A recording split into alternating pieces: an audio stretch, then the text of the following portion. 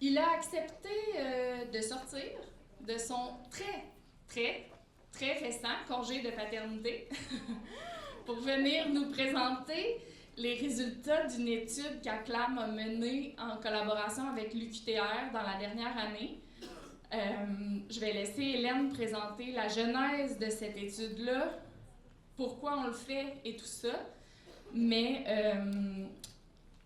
quand même, bref, je vais la laisser le présenter, mais je voulais juste vous dire que cette étude-là a été faite en collaboration avec le département d'études en loisirs, culture, tourisme de l'Université du Québec à Trois-Rivières. On est plusieurs diplômés dans la salle. Ainsi qu'avec l'Observatoire québécois du loisir. Parfait, merci. C'était le professeur Jean-Marc Adidjan et le candidat au doctorat, maintenant docteur, hein? Oh non, il est comme non. Parfait, ok, candidat au doctorat, qui sort de son congé de paternité vraiment récent pour venir vous présenter les résultats de cette recherche. C'est Jocelyn Garneau, tout le monde!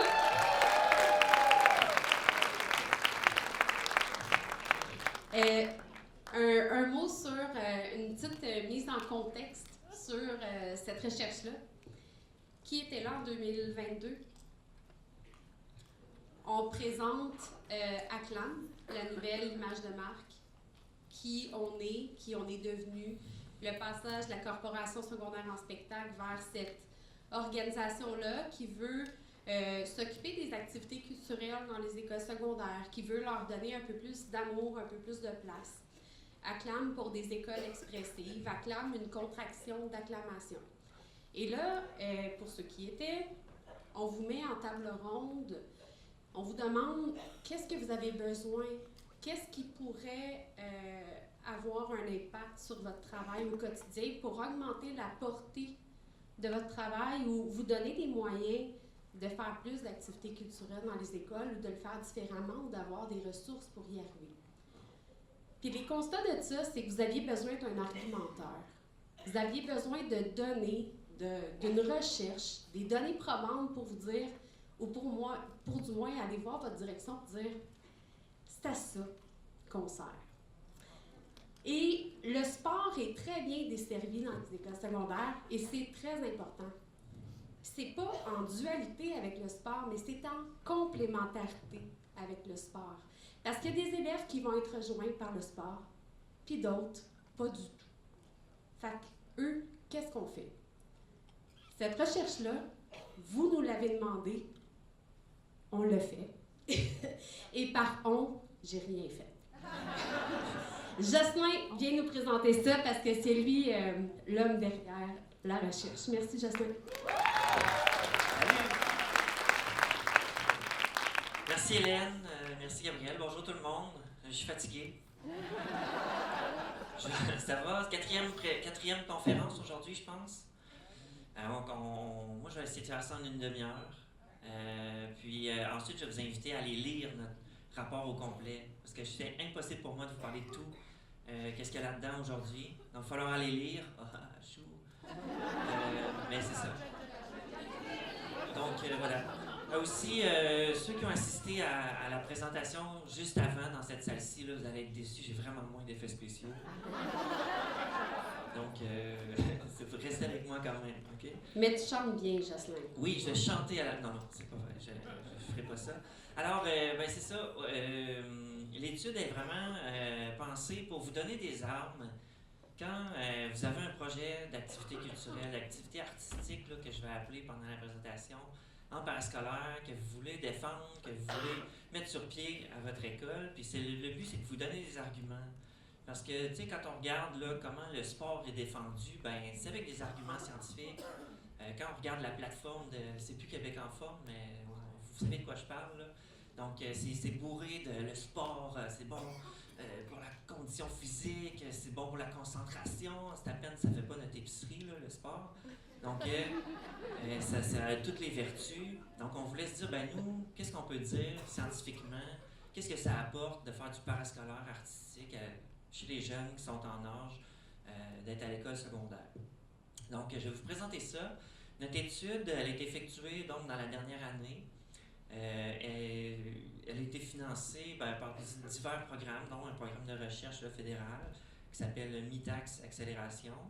Et puis, c'est ça. Nos objectifs, c'était vraiment d'aller chercher dans la littérature scientifique les bienfaits qui ont été identifiés de ces pratiques-là. Puis ensuite, produire des nouvelles connaissances aussi là-dessus, parce que ce qui est écrit déjà dans des articles, ce qui a été fait dans des études scientifiques précédentes, mais ça ne répondait pas à toutes les questions auxquelles on voulait avoir des réponses. Donc, on a essayé de creuser plus loin dans différentes étapes de la recherche. Je vous avertis, je vais vous présenter les bienfaits tout au long de ma présentation. Ceci dit, c'est impossible la plupart du temps pour moi de parler de causalité. Okay? Donc, c'est très compliqué de démontrer la causalité dans des projets comme ça. J'essaie d'expliquer, dans le fond, si je voulais démontrer la causalité, c'est-à-dire dire, quand on pratique du parascolaire artistique, ça a tel effet, donc ça cause tel bienfait chez les jeunes, c'est très compliqué de faire ça, surtout dans le contexte où on travaille avec des jeunes qui sont en plein développement, qui vieillissent. Donc, c'est quelque chose qui a été très peu fait. Donc, quand je vais vous parler de bienfaits chez les jeunes, c'est des corrélations qu'on parle.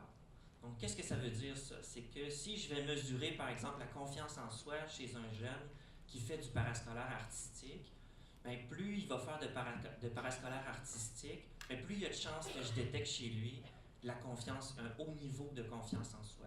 Est-ce que c'est la parascolaire artistique qui a causé la confiance en soi?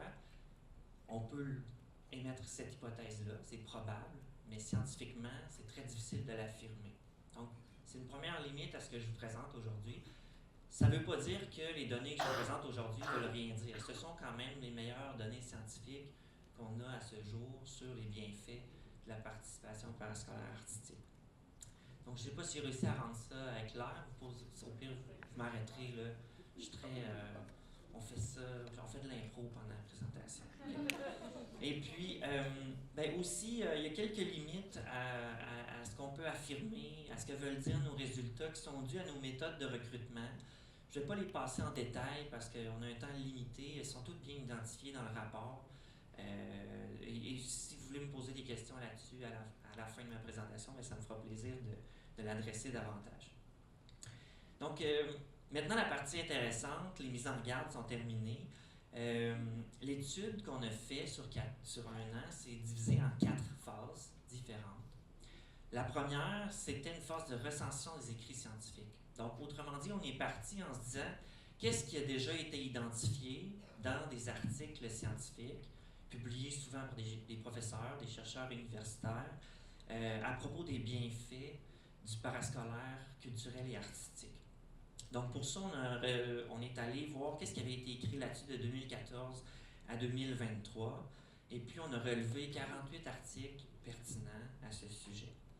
On a aussi relevé 4 documents antérieurs à 2014 qui étaient très riches par rapport à notre question sur les bienfaits qu'on a inclus dans notre recherche. Et puis, qu'est-ce que ça dit, ça? Ça dit plusieurs choses. Vous avez les principaux résultats ici, mais en gros, voici ce que ça a révélé, les articles qu'on a repérés. D'abord, il y a un lien entre le parascolaire culturel et les résultats scolaires. Donc, on a plus de chances de détecter des résultats scolaires plus élevés chez les gens qui font des arts en parascolaire. On détecte aussi chez ces jeunes-là des plus grandes aspirations et attentes scolaires. Ça, ce que ça veut dire, entre autres, c'est que ces jeunes-là veulent aller plus loin à l'école, veulent atteindre un niveau de diplôme plus élevé et s'attendent à réussir davantage que ceux qui ne pratiquent pas de parascolaire. Il y a aussi des plus hauts niveaux de comportements coopératifs et prosociaux, comme de l'entraide, donner un coup de main à ses amis, les aider dans leurs devoirs, leur donner du soutien émotionnel. Puis on détecte aussi chez eux, on a moins de chances de détecter des comportements délinquants et des comportements perturbateurs. Ça veut dire, les comportements perturbateurs, c'est davantage lié à ce qui se passe en classe, donc moins d'hyperactivité, moins d'inattention. Sinon, les comportements délinquants, on parle de vandalisme, on parle de violence, on parle de choses comme ça. Les jeunes qui font du parascolaire artistique, ils ont moins de chances aussi de déclarer avoir des amis qui ont des comportements déviants, donc moins d'influence de pairs déviants sur eux. On remarque après coup que plus de jeunes qui ont fait du parascolaire artistique fréquentent un collège, quand ils ont eu, ou qui ont fréquenté un collège ou un cégep quand ils ont eu 21 ans.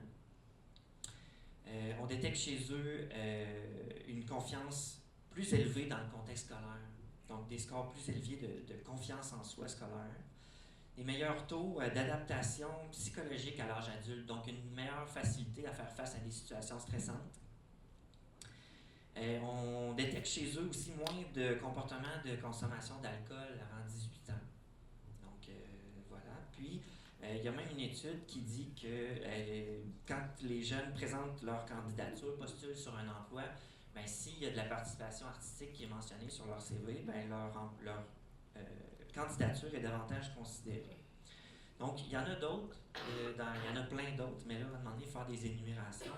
Une chose aussi qui est mentionnée ici, c'est qu'on a remarqué que les jeunes qui ont fait du parascolaire artistique, quand on leur pose la question, ont plus de attendez, je vais y retourner. Ils déclarent un plus haut niveau d'exploration vocationnelle. Ce que ça veut dire, c'est qu'ils ont une meilleure idée de ce qu'ils veulent faire dans la vie plus tard. Donc, très intéressant quand même pour le développement des jeunes. Donc, je vous invite à aller voir ça. Il y a des résultats pour les 48 articles. Ce que j'ai essayé de vous mettre sur la diapositive, là, vous pouvez le lire vous-même. Ça résume un peu ce que je viens de parler, la liste dont je viens de parler, mais ce sont les résultats qui sont corroborés par plus qu'une étude. Tandis que, ben, il y en a d'autres, là, vous pouvez aller voir la liste, ou est-ce que c'est une seule étude qui va corroborer ces éléments-là? Oui?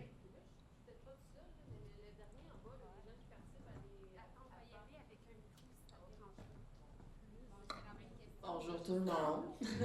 Les jeunes qui participent à des APA déclarent en général subir plus d'épisodes d'intimidation. Là, on lit bien qu'ils vivent plus d'intimidation s'ils font des activités parascolaires artistiques, c'est ça? Oui, exact. Par transparence, quand on est tombé dans ces articles-là, ben, des fois, il y avait des liens qui, pour nous paraissent plus négatifs sur la vie des jeunes. Je l'ai mis là parce que, comme intervenant, je pense que c'est bon d'en prendre connaissance également.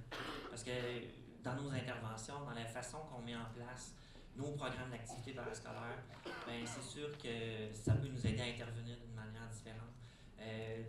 Quand on subit des épisodes d'intimidation parce qu'on pratique des arts, il y a quelque chose à changer dans le contexte scolaire.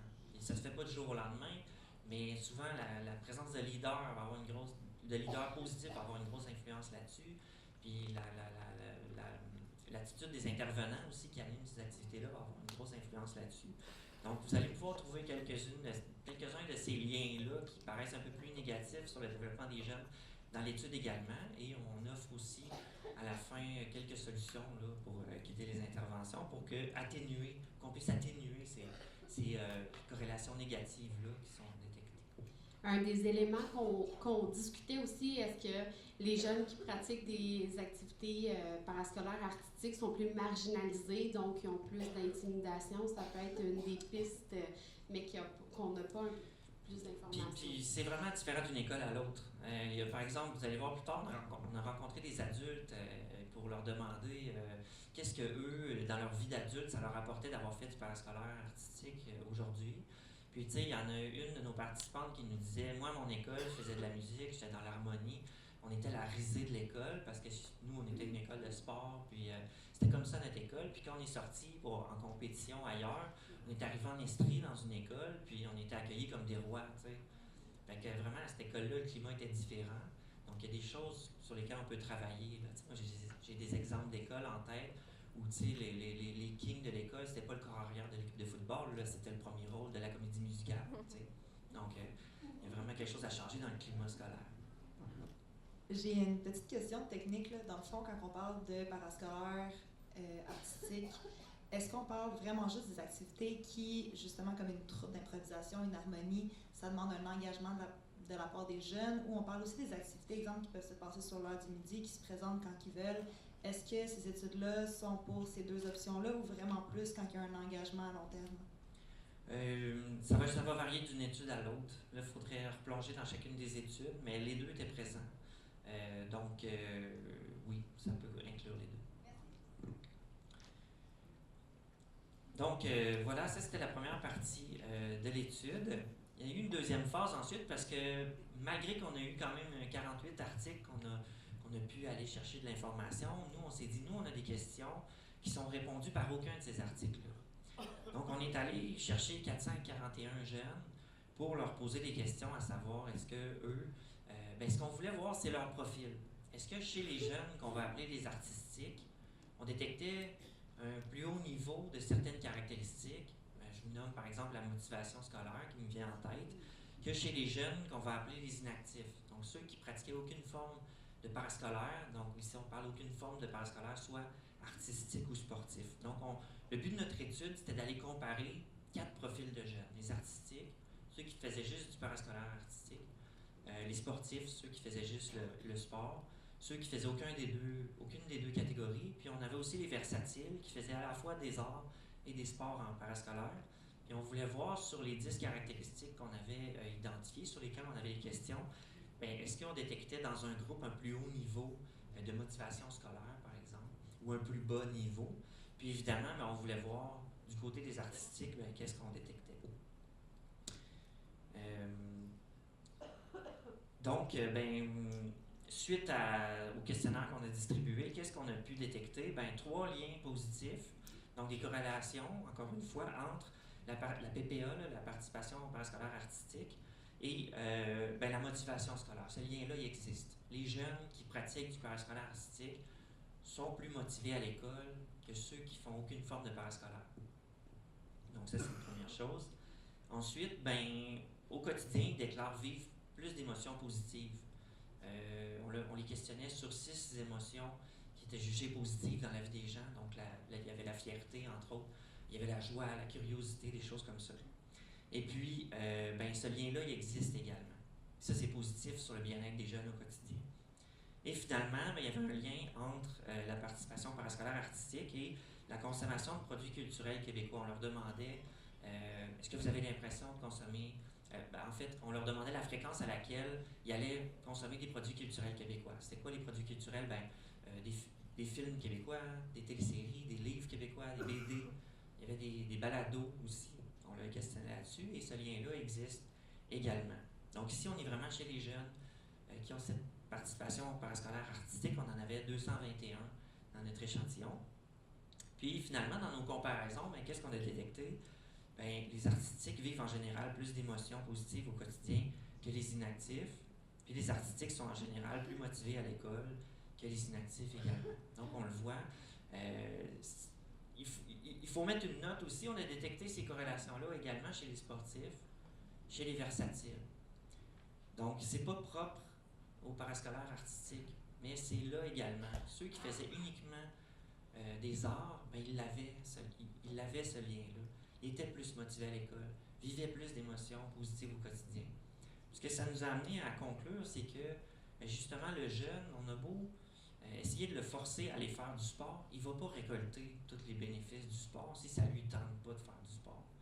Si c'est de l'art que ça lui tente de faire, ça lui prend cette possibilité-là à l'école pour qu'il aille chercher ses bénéfices de motivation scolaire, ses bénéfices d'émotions positives au quotidien. Donc c'est ça, on ne peut pas les demander on ne peut pas les forcer à aller dans une activité qui ne leur tente pas de faire. Sinon, quelques statistiques supplémentaires aussi. De façon descriptive, on leur demandait aux jeunes, avez-vous l'impression que les activités que vous faites, donc le parascolaire artistique, diminuent votre stress? Est-ce que ça augmente votre bien-être? Est-ce que ça vous a permis de développer des nouvelles amitiés? Est-ce que ça vous motive à aller à l'école? Est-ce que ça améliore vous avez l'impression que ça améliore votre expression orale et écrite? Et puis, pour ces 5 facteurs-là, on avait une moyenne qui était oui, finalement. Oui, ça nous aide beaucoup là-dedans. Donc, je les ai nommés dans l'ordre d'importance. Donc, en premier, ils nous disaient oui, ça m'aide beaucoup à diminuer mon stress, ça augmente mon bien-être, ça me permet de développer des amitiés. Puis, dans une moindre mesure, ça me motive à aller à l'école, puis ça développe mon expression orale également. Donc, tout ça, là, ça a été dit par les jeunes, oui, ça nous aide pour tout ça. Donc, évidemment, les sondages comme ça, c'est des questions choix de réponse, c'est assez limité qu'est-ce qu'on peut aller chercher. On a voulu approfondir les réponses qu'on avait. Donc, on est allé rencontrer les jeunes pour voir, parce que quand on leur pose des questions dans les sondages, il y a des choses qu'ils ne peuvent pas nous dire.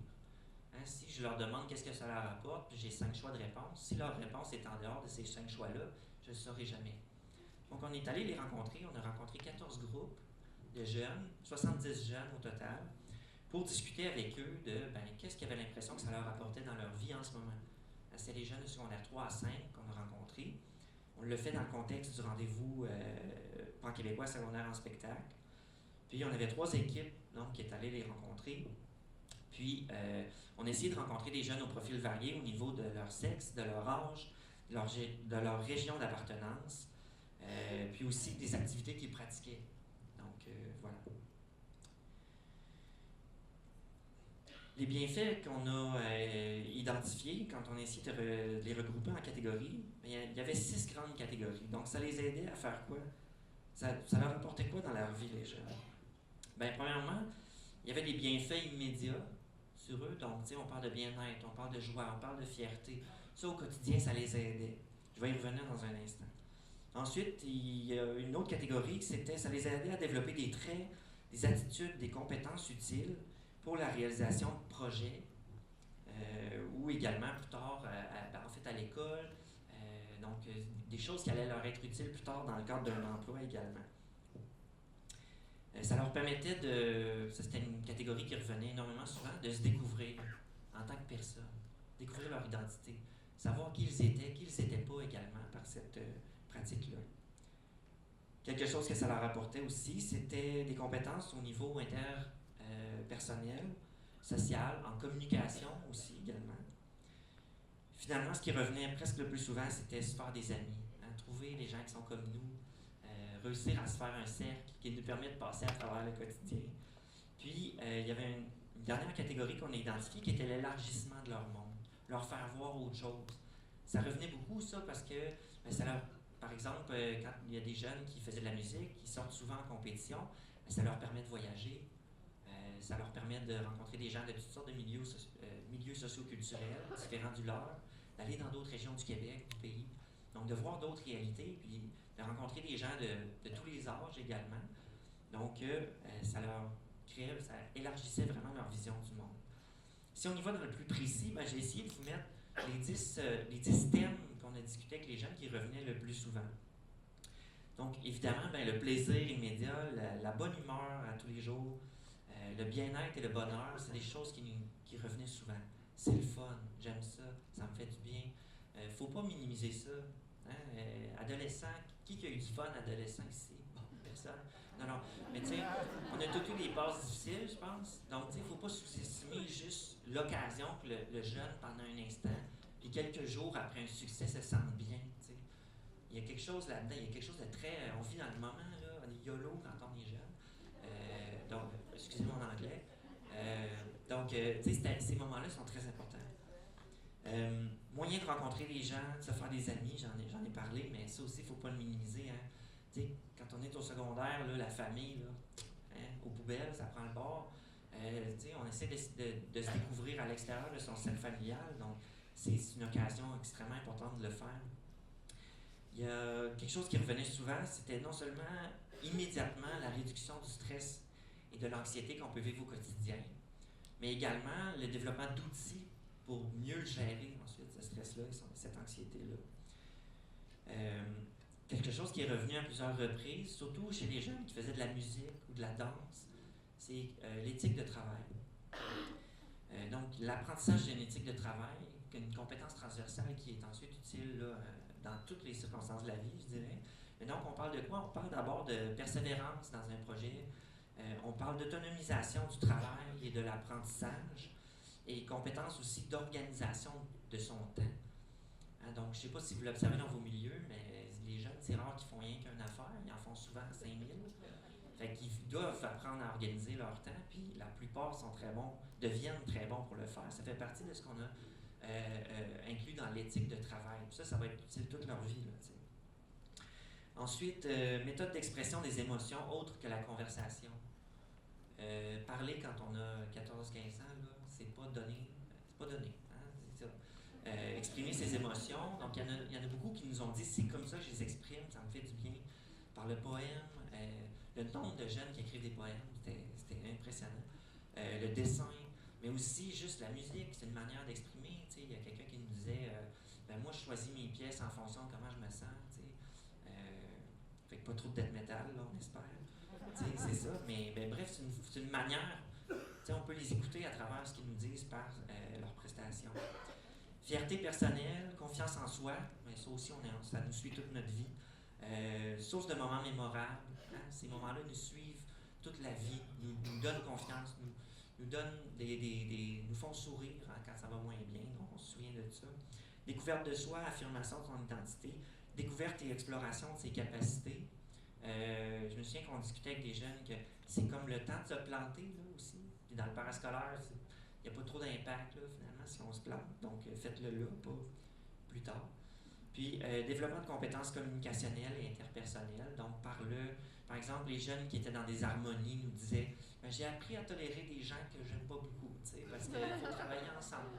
Non, mais tu sais, veux pas, il y a une couple de gens qui auraient dû en faire du parascolaire. Ça travaille certaines choses, donc c'est ça, le travail d'équipe, puis apprendre à communiquer avec les autres pour s'entendre, même si on n'est pas des personnes pareilles. Donc ça, c'est utile toute la vie également.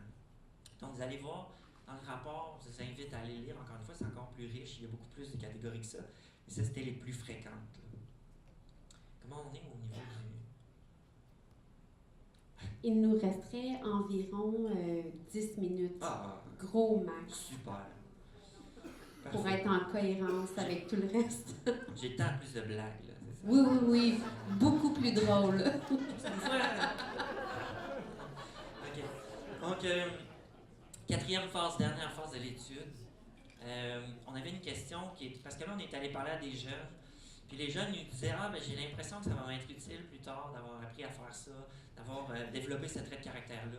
Donc, on s'est dit, pas bête, nous autres, tout le monde avec l'équipe d'Acclam, on s'est dit, allons donc parler à des adultes qui sont dans certaines professions aujourd'hui pour voir comment ça leur est utile. Puis parfois dans des professions qu'on n'associe pas toujours aux arts. Parfois oui, mais d'autres.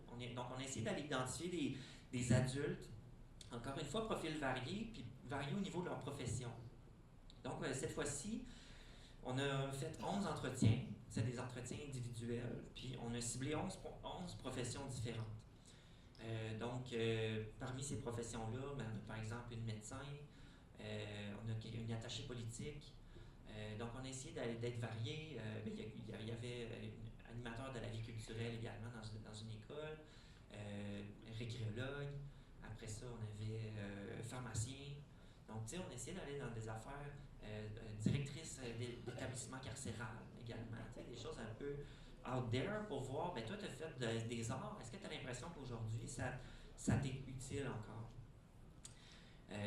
Et donc, leur réponse, vous allez voir, certaines catégories reviennent, sont parfois phrasées autrement par les gens qu'on a rencontrés, mais on va se reconnaître. Hein? Donc, qu'est-ce qu'ils nous ont dit? Ici, rencontrer des gens, socialiser, se faire des amis pour la vie. Hein? Donc, plusieurs personnes qu'on a rencontrées nous disaient quand j'étais jeune, je pensais que les gens que j'ai rencontrés à l'harmonie ou les gens que j'ai rencontrés en improvisation, en théâtre, ça allait être mes amis pour la vie et c'est le cas aujourd'hui. T'sais. Par exemple, l'attaché politique qu'on a rencontré nous disait mes meilleurs amis, c'est encore les gens avec qui j'ai fait des tournées aux États-Unis avec notre harmonie, des compétitions. On se voit au moins une fois par année, puis on a du fun, puis etc. Fait que, tu sais, veut pas, c'est encore son filet social. C'est ces gens-là qui lui donnent du soutien émotionnel comme adulte. Donc, ceux qui ont vu la présentation d'avant, c'est avec elle qu'elle ouvre sa boîte de Kleenex. Là. Et là, les autres, vous êtes comme moi. On est perdus. Tout le monde l'a vu? Ah, cool. J'ai l'air moins niaiseux. Donc, voilà. Donc, ça reste. T'sais, les gens pour qui le parascolaire artistique a été très important, les personnes avec qui ils l'ont fait sont demeurées dans leur esprit très importantes, formatrices de leur personne, ils ont appris à se connaître grâce à ces gens-là.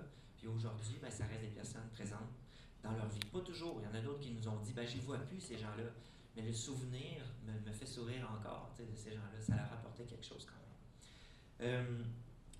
Ce qui est beaucoup revenu, développement de compétences de communication en public. Donc, ce qu'il faut dire, c'est que dans notre échantillon, à cause de nos méthodes de recrutement, on avait beaucoup de gens qui ont eu soit le profil théâtre, improvisation ou musique. Mais contrairement à ce qu'on peut penser, même les gens en musique nous disaient ça m'a vraiment aidé à développer mes compétences en communication publique. Parce que quand on est sur scène, parfois il faut présenter nos pièces. Donc, ces gens-là se sentaient plus à l'aise également dans ces choses-là.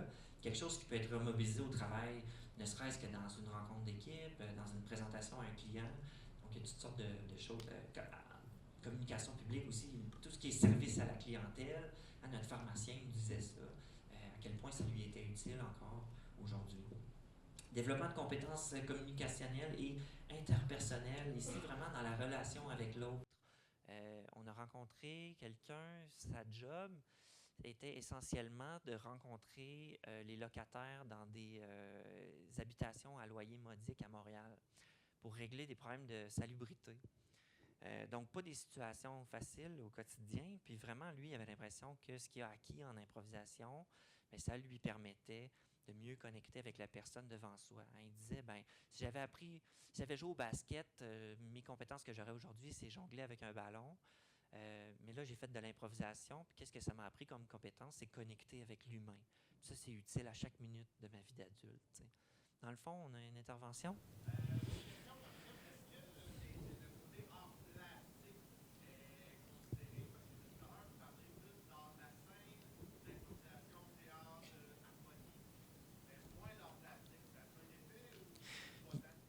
Ça, c'est une des limites qu'on a dans nos études. C'est parce qu'on a rencontré les gens dans le cadre du rendez-vous secondaire en spectacle, c'était pas présent chez nos jeunes. Les jeunes, ils en faisaient également, mais c'était plus sur leur temps libre qu'en vraiment en activité parascolaire. C'est ceux qu'on a rencontrés. Par contre, dans nos adultes, on en a une que c'était ça son profil, les arts visuels uniquement. De son côté, même elle a dit... moi, j'ai l'impression que ça m'a aidé dans ma communication interpersonnelle.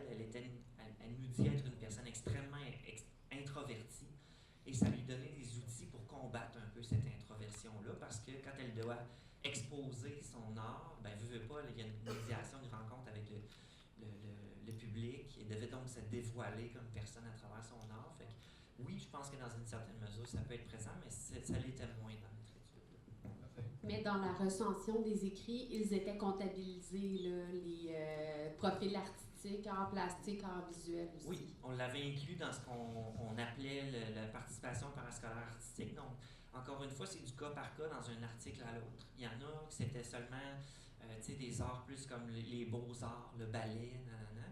Mais il y en a d'autres, c'était une approche plus large au parascolaire artistique, où ça incluait des arts visuels. 5 minutes, excellent. Monsieur, vous me mettez en retard. Non, excusez, je ne vais pas vous faire sentir mal. C'est juste de rendre ça ludique. Pour vous. Confiance en soi. Confiance en soi. Il y a beaucoup d'adultes qui nous disaient que leur confiance au travail aujourd'hui leur provenait de succès qu'ils avaient vécu dans des moments de haute performance dans leur participation au parascolaire artistique, spectacle, exposition, compétition également. Sinon, il y a 2-3 personnes qui nous parlaient vraiment de quelque chose qui m'avait frappé. C'est moi personnellement que ça m'a frappé, c'est pas ça que ça se retrouve là. Mais c'est vraiment le répit durant l'adolescence. T'sais. Et ces 2-3 personnes qui en entretien ont osé me partager des moments un peu moins plaisants de leur adolescence. 2, entre autres, qui m'ont confié que le milieu familial, pour eux, c'était pas idéal pour leur développement personnel. Donc, essayaient le plus possible d'être à l'école, autant sur les heures de cours qu'en dehors. Donc, s'inscrivaient au plus de parascolaire possible. Puis vraiment, apporter un peu ce répit de juste, je sais que plus tard, ça sera moins plaisant, mais en ce moment, je me sens bien dans le moment de mon parascolaire. T'sais. Et ça, il ne faut pas le négliger également. Il y a des gens, beaucoup du côté de l'improvisation, parmi les adultes qu'on a rencontrés, qui nous parlaient d'une compétence d'adaptabilité qu'ils ont développée et qui est utile au quotidien. On a rencontré, entre autres, un qui parlait plus de ça, c'est le directeur de création dans une entreprise publicitaire. Donc lui, sa job, c'est de générer des idées au quotidien, puis de monter des campagnes publicitaires. Et nous disait qu'il a développé, grâce à l'improvisation, une grande capacité de ne pas partir sans plan, là, puis faire n'importe quoi. Là, c'est pas ça l'improvisation de toute façon. Mais c'est vraiment de partir avec un plan initial, mais pas avoir peur de changer de direction en cours de route, en fonction des imprévus qui arrivent pendant un projet. De vraiment, puis de rester positif, puis de rassurer ses collègues là-dedans par rapport à ces changements-là, qui souvent, ils disaient, devenaient un peu des poules pas de tête quand ça arrivait. Donc, puis vraiment de garder la confiance que même s'il y a des imprévus, puis même si la situation n'est pas idéale, on va réussir quand même, on va trouver une manière de mener le projet à bien. Ça, dans n'importe quel job, des industries créatives, services à n'importe qui a de la gestion de projet à faire, ben, ça peut être utile. Encore une fois, l'éthique de travail est beaucoup revenue chez nos adultes également. Donc, c'est la même chose que tout à l'heure. Capacité de gestion du stress en situation de haute performance. Tu sais, égal travail. Là. Tout le monde a vécu du stress au travail. Il y a des moments un peu plus névralgiques que d'autres. Donc, nous disait, autant du côté des gens qui faisaient plus de musique que de l'improvisation ou du théâtre, que ben, le fait d'avoir des performances à faire, puis il ne faut pas se tromper, ben, ça les aidait à gérer ce stress-là quand au travail, il y avait une présentation à faire devant un client ou des choses comme ça. Et finalement, ben, c'est beaucoup revenu encore l'élargissement des horizons personnels. Donc, il y a l'attaché politique qu'on a rencontré nous a carrément dit, moi, je ne serais pas ici, ça n'avait pas été de la musique que j'ai fait. Ça m'a fait rendre compte que moi, cette personne-là vient d'un tout petit milieu régional, elle pouvait se rendre aux États-Unis, dans des grandes villes pour faire des présentations. Elle pouvait faire ça. C'est cette activité-là qui lui a fait réaliser qu'elle pouvait tout faire dans la vie, là, si elle voulait. Fait que l'élargissement des horizons, là, c'est peut-être l'exemple le plus frappant qui est ressorti dans ces entretiens-là. Donc, parce que je parle de beaucoup de choses, mettons qu'on voulait réduire ça en une diapositive, c'est celle-ci que je vous dirais de réutiliser là, quand vous allez rencontrer une direction d'école, vos collègues réticents, les sportifs. Non, il ne faut pas antagoniser le sport, là, mais c'est ça. Donc, qu'est-ce que ça fait? Si on se fie à la littérature scientifique, aux études qu'on a faites, aux jeunes qu'on a rencontrés, aux adultes qu'on a rencontrés, ben, la participation parascolaire active, ça semble motiver le jeune à aller à l'école. Hein? Il y a des corrélations. À diplômer, ça semble les encourager à diplômer, puis à aspirer à des études supérieures. Ça semble rendre l'adolescence plus facile en offrant un espace de liberté, de divertissement, d'expression et de découverte de soi. Excusez-moi, on dirait que je fais du slam, là, tout à coup. Là. C'est un vieux réflexe. Permettre à l'adolescent... Donc, permettre à l'adolescent d'éprouver de la fierté, de la joie, du plaisir, du bien-être et du bonheur. Que je vous invite, ça a l'air un peu pastoral là, comme phrase, mais il ne faut pas négliger ça chez nos adolescents.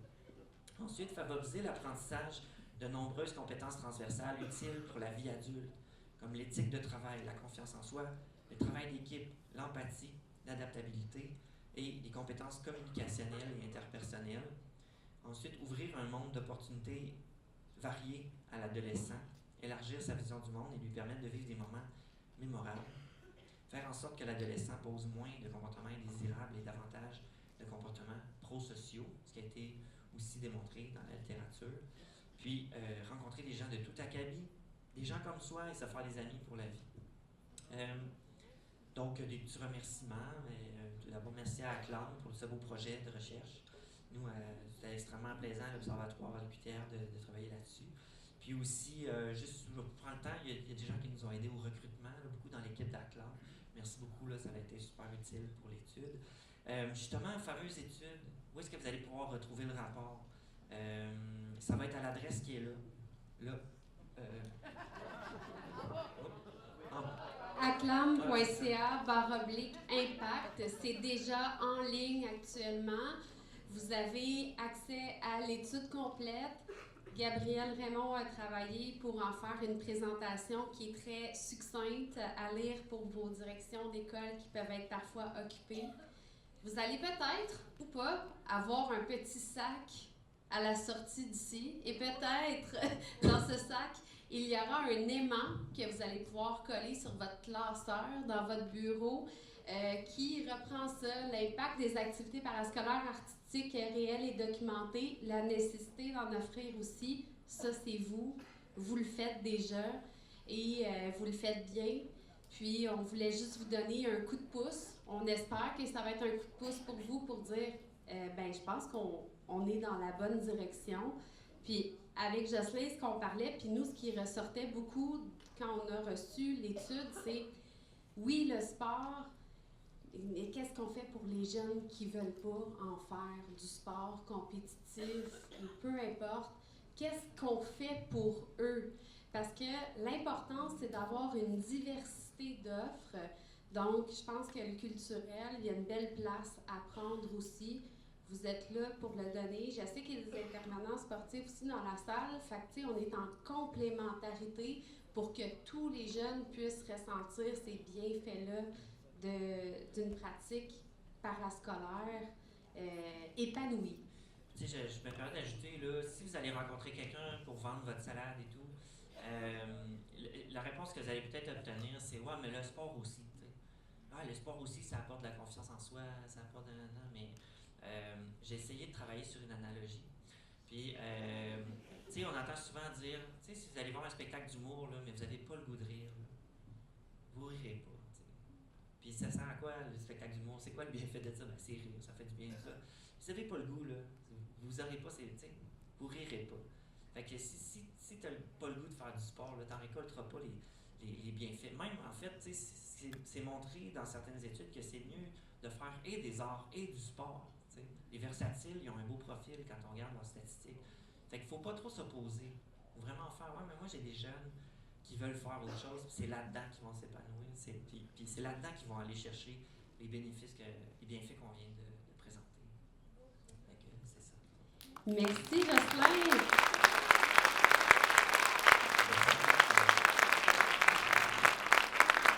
Est-ce qu'il y avait peut-être une question? Parce que sinon, il y a Gabrielle qui veut... Ah, c'est ça, on n'a pas le temps. Je donne le micro à Gabrielle. Je te remercie, Jocelyn, et je remercie le ministère de la Culture qui a cru bon de financer cette étude-là. Alors, ils font votre travail aussi. Alors, merci au ministère de la Culture et des Communications.